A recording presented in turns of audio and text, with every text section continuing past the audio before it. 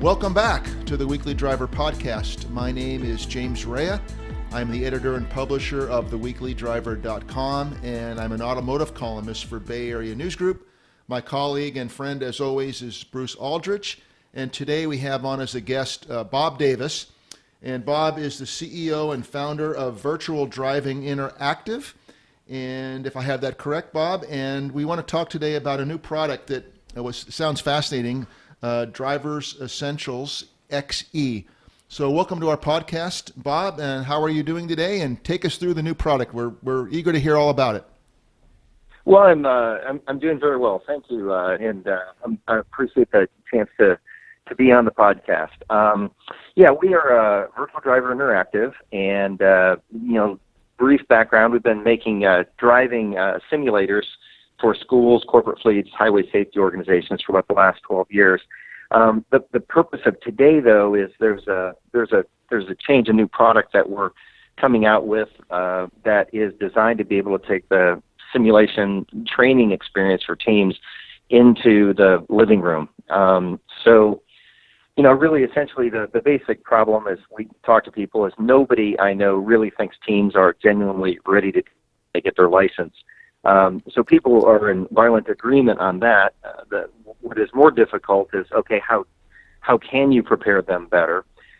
Because the things that we as adults run into are things that are so dangerous, they're too dangerous to actually train on teens. So things like we as adults get used to unexpected pedestrians stepping out, not looking, multitasking of either things like intentional distractions, like when you text or talk, and unintentional distractions like other passengers in the car. And for teens, it's difficult enough to learn to drive properly without having to deal with all these other things, specialty vehicles, ambulances, school buses, driving near semis, those kinds of things that we end up taking for granted, but we forget they don't have any exposure to any of those non-standard situations. So,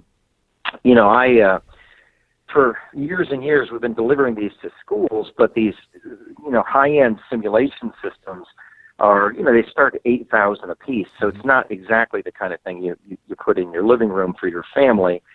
And, but they're good for unlimited use for people like schools and things, but not so much for, home use. So I was talking to my adult son at the time, kind of frustrated that we can't reach more teens, because something like 2.5 million teens a year get their driver's license, brand new driver's license. That's scary. That's scary. Yeah, that's very scary. Yeah. And so, I'm talking with him, and he's actually even playing Xbox at the time, and he's about 24 years old, and he said, well, what about on Xbox? And I said, well, I think like using controllers might be difficult for a driver training program, which is why we have, the full wheels and monitors and things we deliver for the simulator. And he said, Dad, for anybody that uses Xbox, that becomes second nature. Controlling a car and driving, turning your head and looking around corners becomes second nature, and isn't learning to drive really about vision and judgment? And I said, I'm astounded by his wisdom when I'm running the company. And I'm like, well, yeah, it really is. What we're trying to do is teach where to look, when to look, anticipate, dangerous behaviors for others. And he said, well, we can easily do that. So I started remembering, teens can really suspend disbelief when they get in the virtual world. They really immerse themselves in the experience. And I thought, that's really brilliant. We could take the Driving Essentials program we sell to schools and boil it down to an Xbox delivery, because there are, latest stats are about 32 million Xboxes sold in the last 4 years. So those are 32 million opportunities for, teens and tweens to do something constructive at home on their Xbox. All right. So, that doesn't sound. Are they going to do something constructive? Well, one thing I learned a long time ago is even the most non-conforming teens will do anything to get their driver's license, generally speaking. They'll do what they're told if it means they're going to end up getting their driver's license. And deep down, through the bravado, most of them are genuinely concerned and somewhat worried about actually driving, because it sounds great. And then once they realize the level of responsibility you take on when you get a license, it becomes not funny anymore. Especially as they have friends that might have been injured at school. Like if you're a freshman, unfortunately, many schools have sophomores, juniors, and seniors that have tragic crashes, and you don't have your license yet, and you're thinking, man, am I really ready for this? So we want them to be ready. We want them to be able to understand hydroplaning before they're driving in a rainstorm, and understand stopping distance before it's too late to stop. So if you're doing these things in simulation, you don't just get an intellectual piece of feedback. You're not told by an instructor what to do. You get the emotional feeling of what it's like when you're following too close, and all of a sudden for a split second you realize you're not going to have time to stop. That's an emotional level of learning you don't often forget. I agree. I think, that sounds like a great idea. And who wants to be that crash test dummy? You can do it virtually. You don't have to step out in front of a crosswalk or what have you. In the virtual world, you can. Right. I mean, we've all been around enough teens where you say, well, hey, imagine if this person steps out, and they said, yep, got it. And you said, no, really, imagine if they do this, and they go, yep, got it. They don't, because they're not visualizing it. And so that's what we've tried to do. And we've tried to also put all of the driver training as an industry has made itself so formal and so boring, it's difficult content to absorb. Like when, instead of saying turn signal, it's like, signal your intentions through the use of, so in this Xbox program, we talk in a way that is accurate, but much more informal, in a way where the teams will engage and listen.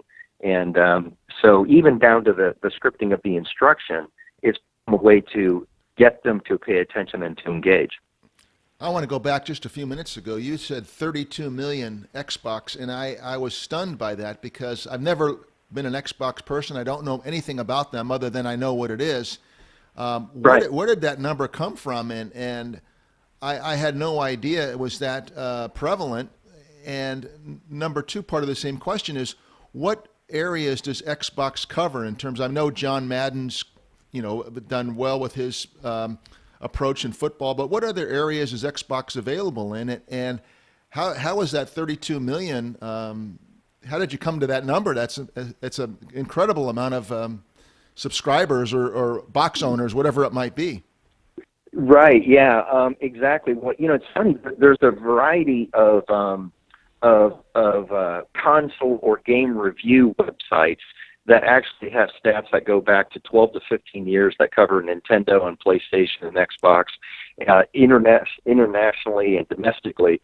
So I don't recall which one I was at, but I just looked at it again, probably not more than even a couple of weeks ago. Yes. So like, for example, they sold the Xbox 360 for a long time, but about 4 years ago, they came up with the new generation, which is greatly improved graphics and processing power and things like that. So those numbers are. I could easily follow up with the sources on these, but it is astounding. They sell on average 8 million a year, and obviously is mainly not to folks like us that are 60-ish. But how dare you? How dare you? Well, I watched your earlier podcast, and you to it earlier. So hey, I just made the magic mark myself. So, yes. But there are certain consoles like Nintendo and stuff that tend to be the younger ages, 8, 9, 10-year-olds, those kinds of games, Mario Kart, the ones that are more cartoonish. Then when you get into the mid-teens and the driving, you get either military simulation games that are or science fiction games like Halo. There's a lot of games like that, and then there's the sports genre. And then unfortunately, things that are driving are either straight racing, which are fun. Games like Forza are very popular. But then there's the games like Grand Theft Auto, which are extremely popular, but let's just say they're not in any way constructive for teens' characters. Yes. Right. So they're entertaining, but not what you really want to invest in. So when I looked at the top 10 selling Xbox titles, virtually all of them are adventure-based, essentially shooting games and things like that.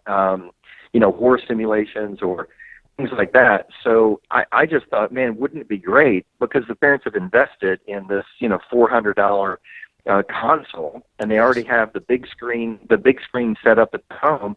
And wouldn't parents really appreciate using that resource for something that is constructive?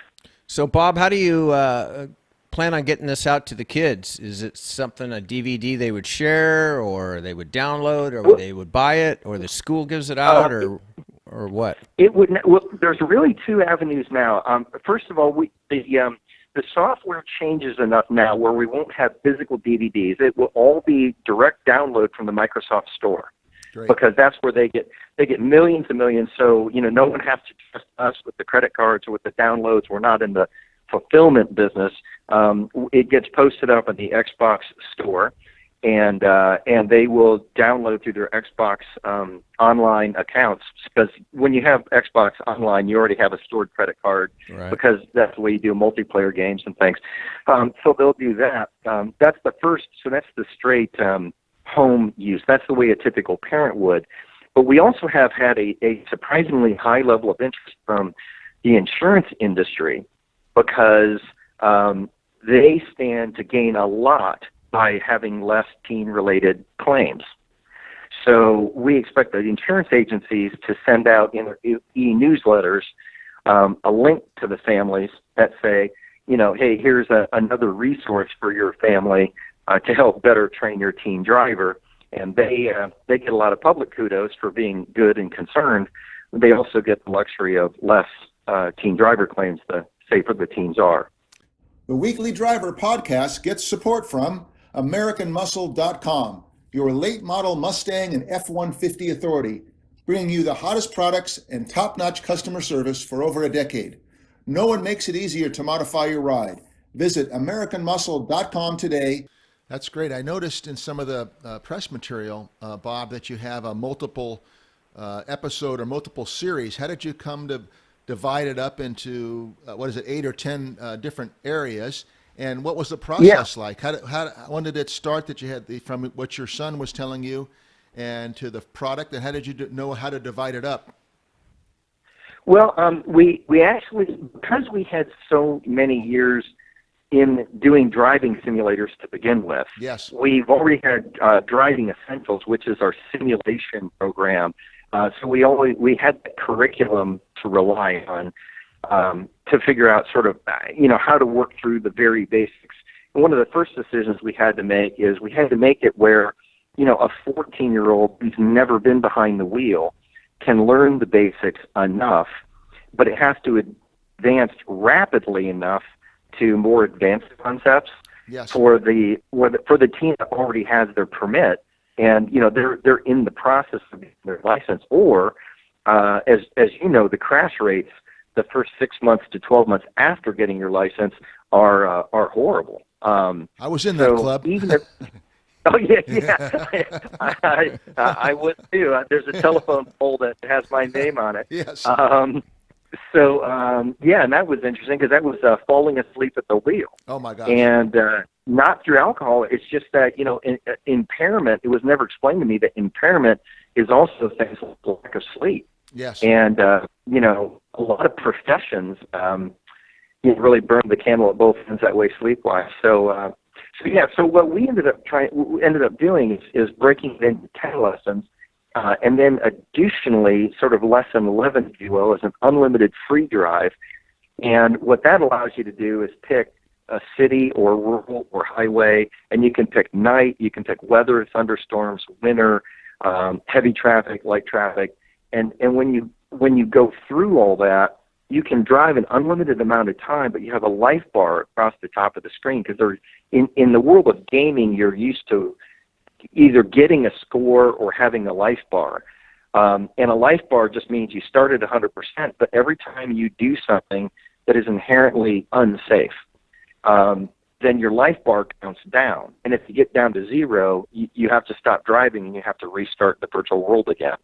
And so so you're rewarded by being able to drive further. And I mean, as an example, when it turns green, a kid will naturally automatically go, and they'll just hit the gas. Well, as adults, we know you have to scan the intersection left, right, left before you hit the gas, because we know people run red lights.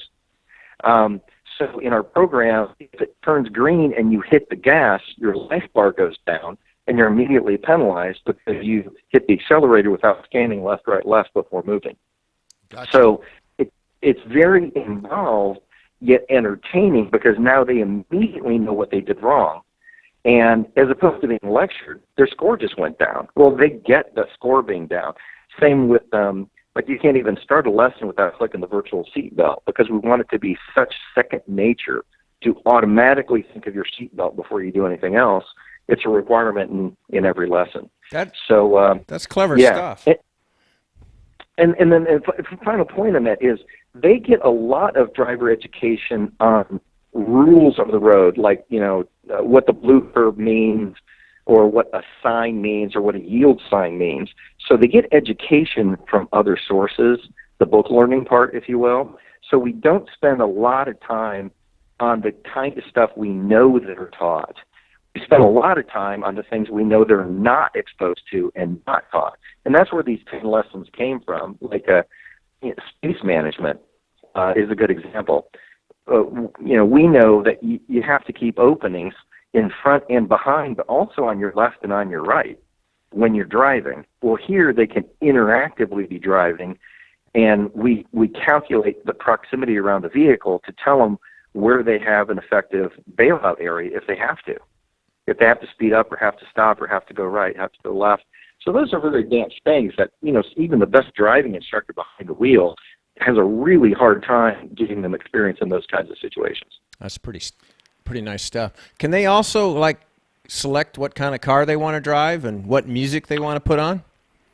Actually, we've gone through it. No, we do not, because we, in all the racing games, number one, if you're going to do that, you better have done a tremendously good job of modeling the actual car, like Forza does, and in modifications of it.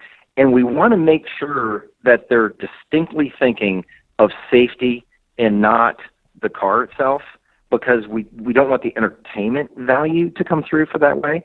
So we made essentially a generic vehicle in the sense of their ability to drive. Now, in our fleet products that we sell to corporations, we actually have a mix of vehicles, because if you're driving, a semi versus a pickup truck, the mirrors you have that you look at are different in those vehicles. So we have done selectable vehicles, but in the Xbox product, we did not intentionally. Oh, okay. Bob, I have a new favorite term away from your product, and you said the term life bar, and I think I'm going to use that term away from our podcast. Life bar is a good term. You start with 100 and you kind of go down from there. But my follow-up is, and you kind of answered the question without even asking it, and that is, when we're talking to young kids, and I was mentioning to my friend Bruce earlier that you go to a coffee shop and there's a mom and she's got her son or daughter, and they're doing something, and there's blow-ups, and they're shooting people, there's bows and arrows, and there's explosions. And one of my initial thoughts was, how are they going to attract the attention of teenagers and maybe kids and their young adults with a game that doesn't have blow-ups and things like that? But you explained it well, that it's stimulation, there's a process to do. So that was one of my concerns, is how are you going to sell this without the wow factor?